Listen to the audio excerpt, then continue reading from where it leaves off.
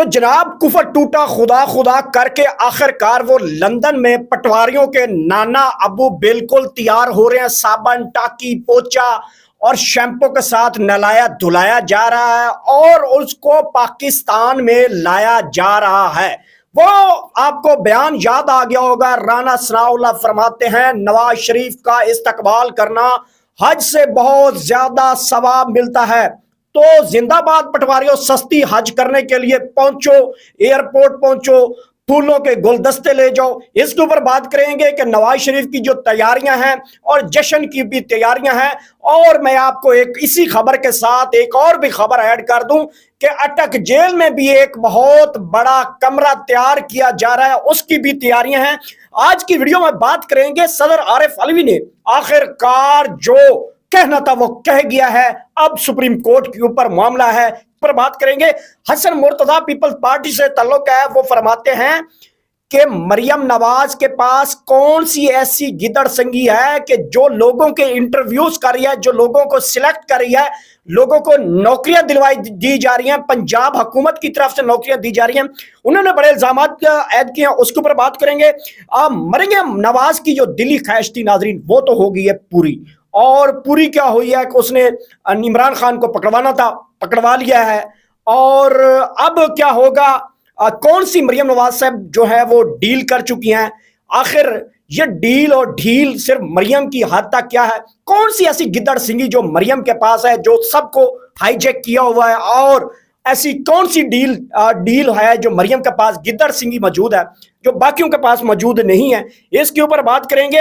اور chief justice عمر دا Bandial, supreme court کے جو چیف جسٹس ہیں، انہوں نے اپنا کمرہ خالی کر دیا۔ بسم اللہ الرحمن الرحیم، میرا نام گوہر سیال ہے اور آپ دیکھ رہے ہیں میرا فیس بک اور یوٹیوب چینل۔ سب سے پہلے جناب جس بات کا بڑا انتظار کیا جا رہا تھا کہ نواز شریف جناب 21 ستمبر کو واپس آ رہے ہیں، جناب 21 ستمبر کو جشن کی تیاریاں کرو، جشن ہو نہ ہو لیکن جشن کی تیاریاں کی جائیں۔ اعلان نے طبلِ جنگ بجا دیا گیا ہے اور نواز شریف پاکستان آ رہے ہیں۔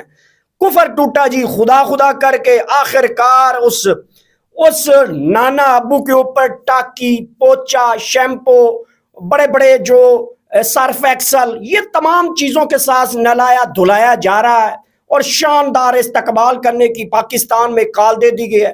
مریم نواز صاحبہ اپنے پاپا کا استقبال کرنے کے لیے بڑی بے تاب ہو چکی ہیں۔ ان کے بھائی شہباز شریف نے کہا ہے کہ جشن کے انتظام کرو، پھولوں کے انتظام کرو، تو لو پٹواریوں بھاگو اور جاؤ ایئرپورٹ پہ، آپ کو حج سے بھی بڑا ثواب ملے گا۔ کیونکہ یہ میں نہیں کہہ رہا، رانا ثناءاللہ صاحب فرماتے ہیں کہ نواز شریف کا استقبال کرنا حج سے بھی بڑا ثواب ہے۔ نعوذ باللہ، استغفر اللہ، اللہمان الحفیظ میں کہہ سکتا ہوں۔ لو پٹواریوں، سستی حج کرنے کے لیے پہنچو بابا جی کو لینے کے لیے، اور بابا جی کا ٹھلو جو ہے وہ آئیں گے تو ہوگا کیا، یہ بھی میں آپ کو بتاؤں گا اسی ویڈیو میں۔ اور جشن کی تیاریوں ہوتا مجھے پتہ نہیں ہے، لیکن گزشتہ دن پی ڈی ایم کے ایک وزیر جو کہ پیپلز پارٹی سے تعلق ہے، جناب میں بتا بھی دیتا ہوں کہ پیپلز پارٹی کے جناب سینئر رہنما یوسف رضا گیلانی کے صاحبزادے علی موسیٰ گیلانی، جو کہ پی ڈی ایم کے موجودہ ٹینیور کے وزیر رہ چکے ہیں، وہ گزشتہ دن الیکشن کمپین کی طرف گئے اور لوگوں نے ان کی گاڑی کے اوپر گندے انڈے، گندے ٹماٹر، سوٹے، ڈنڈے، جوتے، جو بھی کسی کے ہاتھ میں ہے اس نے وہ کیا کہ جناب کو گاڑی لے کر بھاگنی پڑی ہے۔ تو میرے خیال میں نواز شریف کے ساتھ بھی ایسا ہونے والا ہے۔ نواز شریف جیسے ایئرپورٹ پہ آئیں گے، یا تو عوام جو ہے وہ پھر وہی حال کریں گی جو علی موسیٰ گیلانی کے ساتھ کیا گیا ہے، یا پھر جشن کا انتظام ہوگا، اور جشن کے ساتھ اس دلہنیا، نئی نویلی دلہنیا 5 سال بعد پاکستان آ رہی ہے۔ ناظرین میں ایک چیز سے متفق نہیں ہوں، دیکھیں جی 5 سال آپ نے بہانہ بنایا، اب مریم صاحبہ نے وہ ڈیل کر لی ہے، پتہ نہیں اس کے پاس کون سی گدڑ سنگی ہے جو باقیوں کے پاس نہیں ہے، جو 24 کروڑ عوام کے پاس وہ گدڑ سنگی نہیں ہے، جس کی بنیاد کے اوپر مریم نواز نے عمران خان کو بھی پکڑوا دیا، پاپا کو واپس بھی لے کے آ رہی ہیں، الیکشن کمپین بھی کی جا رہی ہے، اور دھڑلے سے بتایا جا رہا ہے کہ ہم ہیں اور کوئی نہیں ہے۔ تو یہ پتہ نہیں گدڑ سنگی، شاید میں تو نہیں جانتا، آپ جانتے ہو تو مجھے بتا دیجیے گا۔ اس کے ساتھ ساتھ جناب جشن کا انتظام ہوگا، کیا کیا انتظام ہوئے جا رہے ہیں۔ اس سے پہلے میں نے آپ کو یہ بھی بتا چکا ہوں کہ جناب رانا ثناءاللہ صاحب فرماتے ہیں کہ نواز شریف کا استقبال جو ہے وہ حج سے بھی بڑا زیادہ ہے۔ तो क्या अब सस्ते पटवारी, लंडे के पटवारी और बिरयानी खाने वाले पटवारी जो हैं वो क्या नाना अब्बू का इस्तकबाल करने जाएंगे? सस्ती हज है पाकिस्तान में, तो वैसे 10-12 लाख की तो हज हो गई, बल्कि 14 लाख की भी हो गई है ग़लबन। तो पहुंचे जनाब, सस्ती हज का सवाब हासिल करें और पहुंचे। अल्लाह मान हफीज, अल्लाह माफ करे। जिस तरह की इनकी ज़हनियत है, जिस तरह के इनके जुमले हैं, जिस तरह की इनकी सोच है, मैं तो कुछ इसके ऊपर बोलना नहीं चाहता। और मैंने जो बोलना था वो बता भी दिया है कि नवाज शरीफ तो वतन वापस आ रहे हैं, लेकिन जैसे ही वतन वापस आएंगे, अटक जेल में नाजरीन एक कमरे की तैयारियां हैं, एक तैयारियां लंदन से हो रही हैं और एक तैयारी जो है अटक जेल के कमरे की भी हो रही है। तो ये भी एक ऑथेंटिक जराए हैं कि कमरे की तैयारी बाकायदा तौर पे उसको शुरू कर दिया गया है। अब देखना होगा कि नवाज शरीफ जो है, मैं कई बार कहता रहता हूं कि नवाज शरीफ के प्लेटलेट्स हो गए, बीमार हो गया, बिरयानी लड़ गई, जो भी उसको दुनिया जहान की जो बीमारियां वो लाख हो गई। लेकिन पिछले 1-2 सालों से मैं देख रहा हूं कि वो यूएई यानी कि दुबई जाते हैं, कतर जाते हैं, सऊदी अरब जाते हैं, लंदन से पाकिस्तान की जो बाउंड्री है वहां से उनका जहाज शू करके पहुंच जाता है जनाब दुबई, और दुबई से फिर शू करके वापस चला जाता है लंदन।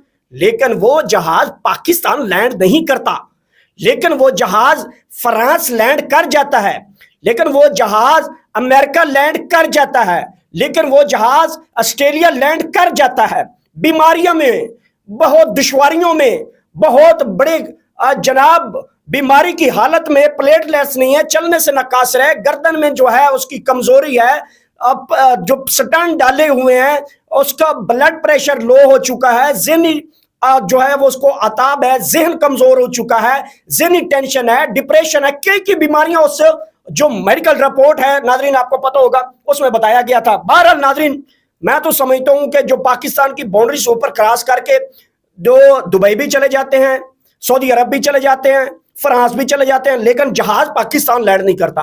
पता नहीं इधर क्या बीमारियां पड़ी हैं कोई। खैर, ये पिक्चर तो अब क्लियर हो गई है कि नवाज शरीफ साहब आएंगे और उनका शानदार इस्तकबाल किया जाएगा। नवाज शरीफ के भाई शहबाज शरीफ ने जश्न के इंतजाम कह दिया। सदर आरिफ अलवी ने डेट दे दी है जनाब इलेक्शन की, और 6 गलबन जो है नवंबर है जो उसकी वो डेट दी गई है, और कहा गया है कि ये तजवीज़ है और इसके ऊपर जो इलेक्शन कमीशन को सुप्रीम कोर्ट से रजू करना चाहिए और आइन के मुताबिक इसके ऊपर अमल दरामद करना चाहिए। हसन मुर्तजा जो कि पाकिस्तान पीपल्स पार्टी से उनका ताल्लुक है नाजरीन, वो गुज़िश्ता दिन एक प्रेस कॉन्फ्रेंस करते हैं और कहते हैं कि जी आजकल टीचर्स की जो भर्तियां हो रही हैं, जिसमें असिस्टेंट टीचर है, डायरेक्टर एजुकेशन है, उनके जो इंटरव्यू है वो मरियम नवाज ले रही हैं। वो कहते हैं, वो इल्ज़ाम लगा रहे हैं कि वो मरियम नवाज ले, किस तरह वो जब हुकूमती कोई उहदेदार नहीं है, ना वो हुकूमत का हिस्सा थी ना अब हैं, तो वो किस मजाज के ऊपर वो एक इल्ज़ाम लगा रहे हैं। बहरहाल मरियम के पास वो सब कुछ है जो हसन मुर्तजा साहब आपके पास नहीं है।